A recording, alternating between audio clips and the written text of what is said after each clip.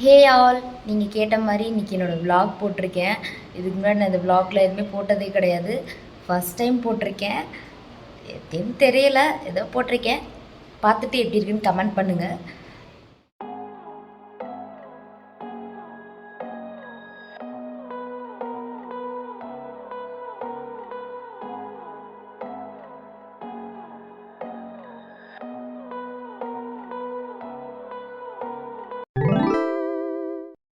Hey all, this is Sandhya Mahendran.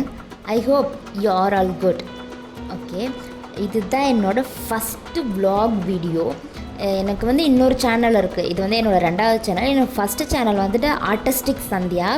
அதில் வந்து art கண்டென்ட்டும் அதுக்கப்புறம் வந்துட்டு ட்ரெஸ்ஸு மேக் பண்ணுறது வீடியோஸும் அப்லோட் பண்ணுவேன். ஆக்சுவலி எனக்கு என்னென்னா, எனக்கு பேசியே வீடியோ போடவே தெரியாது. எனக்கு ஒழுங்காக பேசுகிறதுக்கே வராது.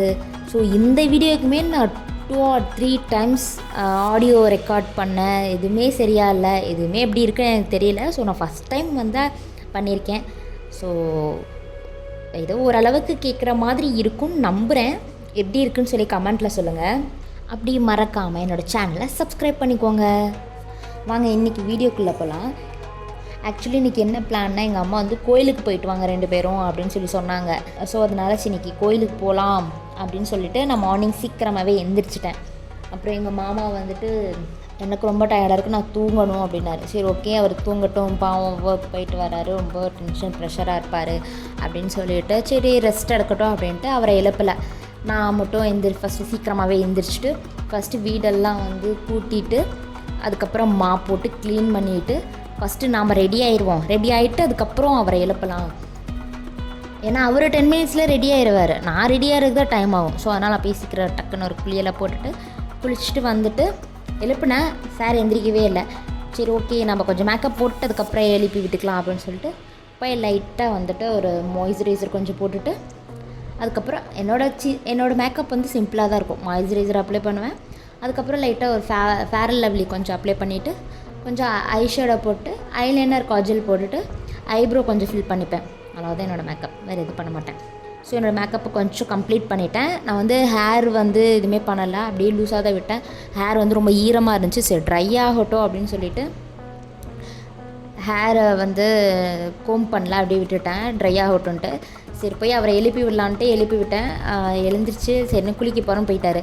சரி அவர் குளிச்சுட்டு வரதுக்குள்ளே அவரோட ஷர்ட்லாம் வந்து அயன் பண்ணி வச்சிடலான்னு சொல்லிவிட்டு அயன் பண்ணி வச்சுட்டேன். அப்புறம் வந்துட்டார். அவர் வந்ததும் சீக்கிரம் டப்புன்னு 10 நிமிஷத்தில் குளிச்சுட்டு வந்ததுமே காஸ்டியூம்லாம் போட்டுட்டு ஹேர் கோம் பண்ணிட்டு ஃபேஸ்க்கு ஃபேர்னஸ் க்ரீம் போட்டார். அவ்வளோதான் முடிஞ்சிச்சு அவரோட மேக்கப்.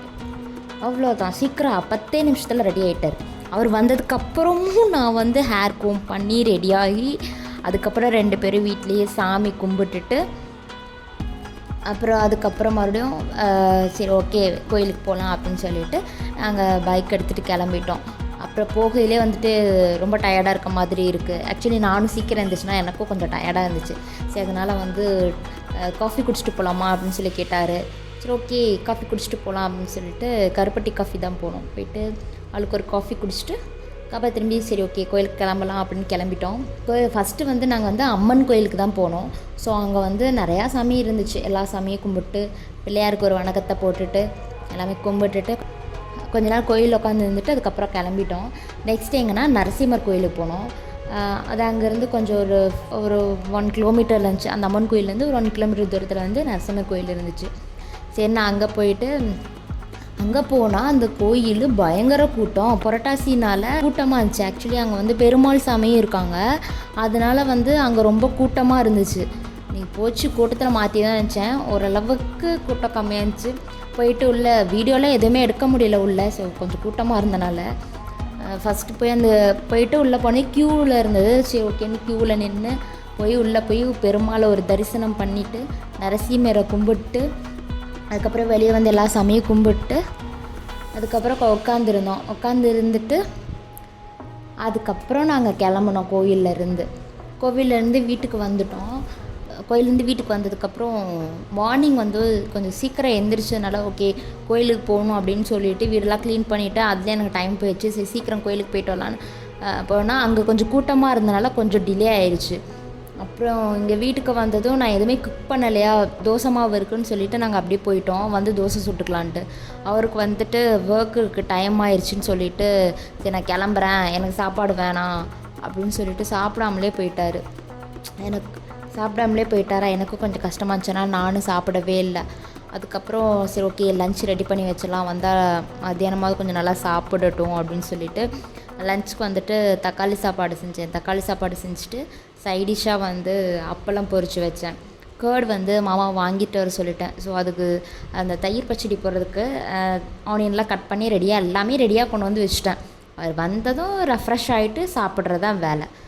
அப்புறம் வந்துட்டார் லன்ச் டைமுக்கு. பார்த்தா ரொம்ப டயர்டாக பாவமாக வந்தார். அப்புறம் வந்ததும் ரெஃப்ரெஷ் ஆகிட்டு அப்புறம் 2 பேருமே ஃபோனில் மூவி பார்த்துட்டே சாப்பிட்டு அப்புறம் கொஞ்சம் நேரம் அவர் ரிலாக்ஸாக உட்காந்துருந்துட்டு அப்புறம் கொஞ்சம் நேரம் ரெஸ்ட் எடுத்துகிட்டு அப்படியே லன்ச் டைம் முடிஞ்சதோ அப்புறம் அவர் கிளம்பிட்டார்.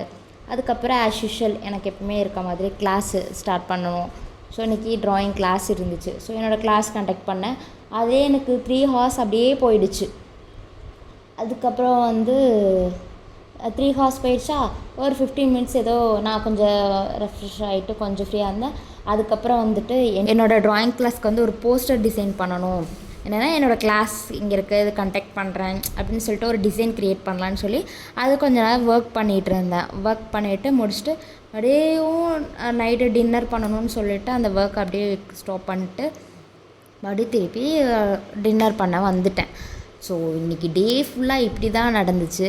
டெய்லியும்னா சேம் இதே தான் இருக்கும், ஏதோ 1-2 மாறும், அவ்வளோதான். ஓகே, உங்களுக்கு எல்லாருக்கும் இந்த வீடியோ பிடிச்சிருக்குன்னு நினைக்கிறேன். எப்படி இருக்குன்னு எனக்கு தெரியலை. வேறு என்ன கண்டென்ட் போடலாம் அப்படின்னு சொல்லிட்டு கமெண்ட்டில் சொல்லுங்கள். ஓகே, தேங்க்ஸ் ஃபார் வாட்சிங். நெக்ஸ்ட் வீடியோவில் பார்க்கலாம். பாய்.